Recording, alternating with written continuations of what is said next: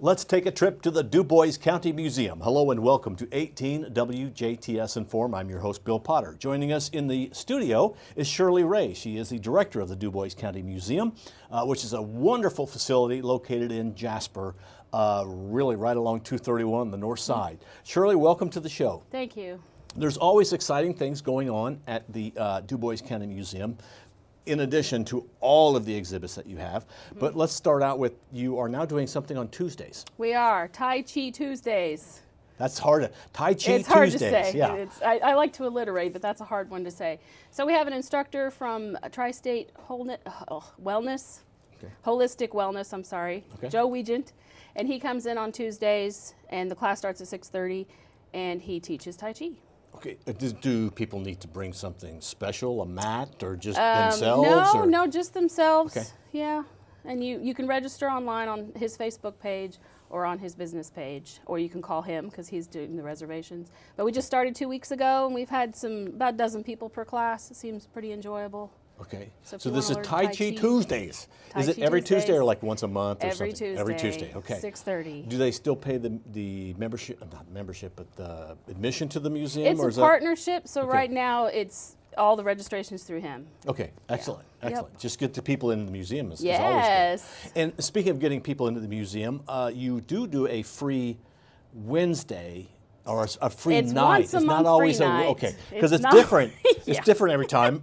Indeed it is. So how will I know what is the free night at the museum? It is advertised as Nifty Nights at the Okay. museum. So if you're a member, it's in your email or in your newsletter. Or you can always look on our Twitter or Facebook or website that has the dates and stuff. And the newspaper typically publishes it as well. Okay. So And if near worse the end comes of to the worse, month, it's usually a Wednesday or Thursday. Okay. Once a month, free night. and it's from when to when on that night? Is it? Like, It's 6:30.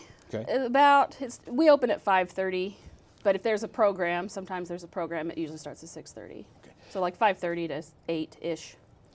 Now, with COVID-19, have hours changed at the museum, or is it Hours- basically the same as it always has been? It's just that you're more aware. Correct. Hours have not changed. So we're back to our regular schedule, and our programming schedule has changed significantly because we did have to close our children's playroom temporarily until we see, how things unfold.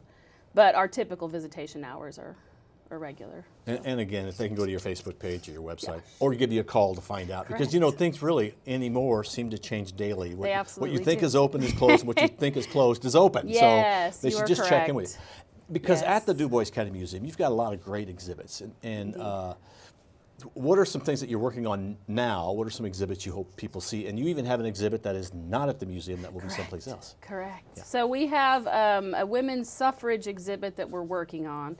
It's a complementary exhibit to our Roaring Twenties exhibit that was a satellite.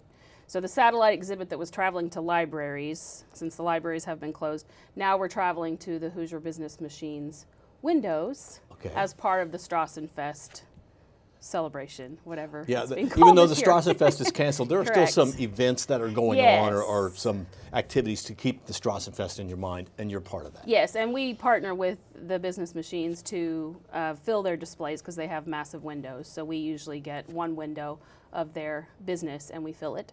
And this time we're filling it with Roaring Twenties and women's suffrage.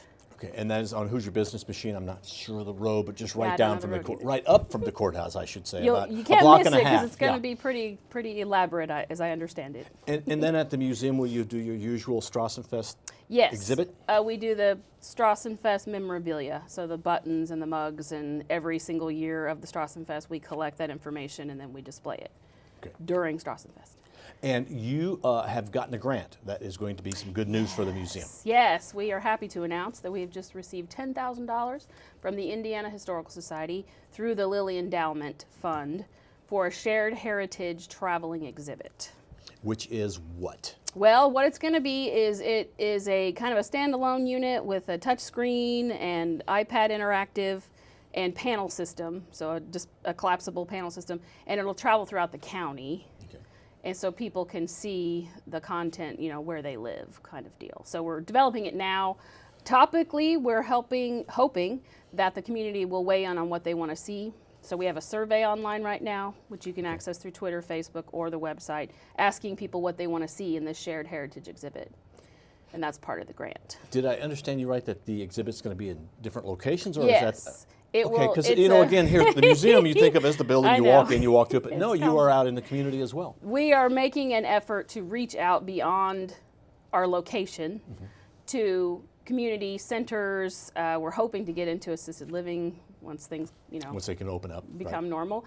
Libraries, perhaps schools, places like that, so that people can access their history locally rather than having to travel to our museum itself. So we're expanding our collections, expanding our display into the community through this grant with the Indiana Historical Society.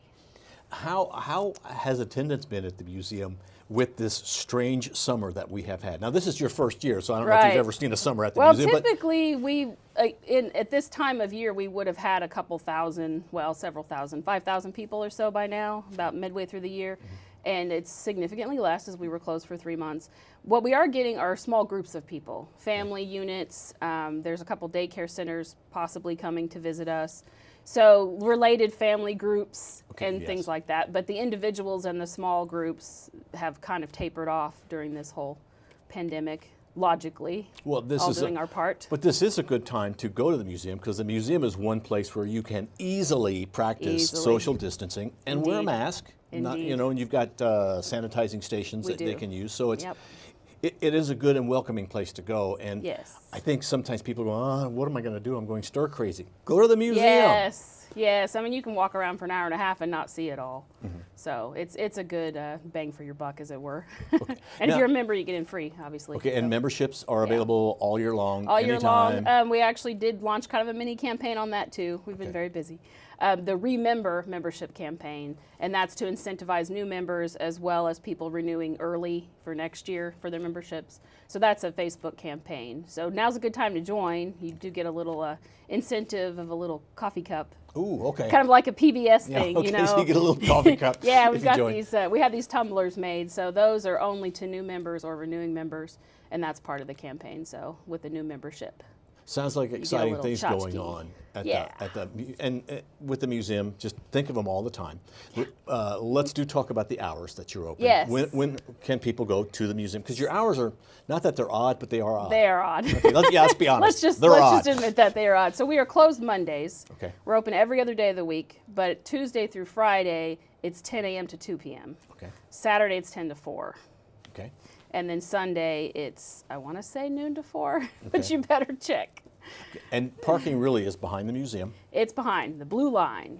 The Yes, blue line. The Park blue behind line. the blue Park line. behind the blue and then line. you walk around to the front to go on Yes, in. and there are a Okay. couple handicap spots in front. Okay. So there is handicap parking up front. Okay, to wrap it Yes. up, I'm going to ask you to think of one exhibit that Okay.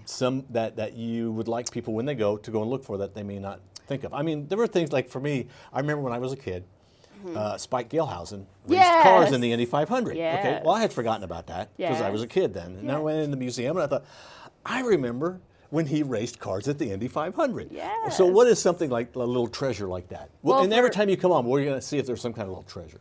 Well, with Spike, we just put a new display up for him where we Okay. kind of rearranged his items and we actually put his jumpsuit on a mannequin finally, Okay. so you can kind of see the depth of that. And we're kind of in the process of adding more things to our sports exhibit, so it's constantly in flux. But we are doing videos on Facebook where we're trying to point out little displays that you might not notice.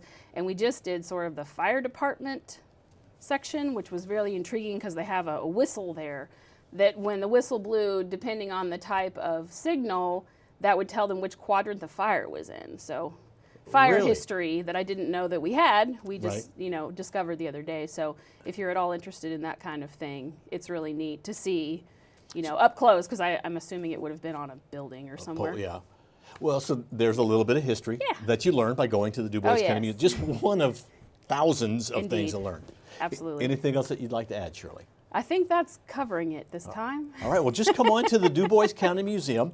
And remember, check out their Facebook or their website if you're concerned about the hours or times. Yes. But they are very, this is not the right term, but I'm going to say it, COVID friendly. Yes. In that you are aware, maybe, COVID and ready. that it's easy to practice social distancing because that is Indeed. a huge building. Yes. And you have sanitizing stations and you have masks available for people. They don't have to pay for the mask, they can just borrow the No, mask. And, nope. Okay. Okay, so. And volunteers made the cloth ones, so And we then you just just collect wash them them and and clean- sanitize them, yeah, and the excellent. others are disposables. So Perfect. We're fully Shirley, ready. thank you very much for coming Thank in. you. Look forward to your visit in a month again. Okay. The Dubois County Museum is open and they're hoping to see you. Thanks to our guest Shirley Ray, and thank you for watching 18 WJTS. We are local people watching local people.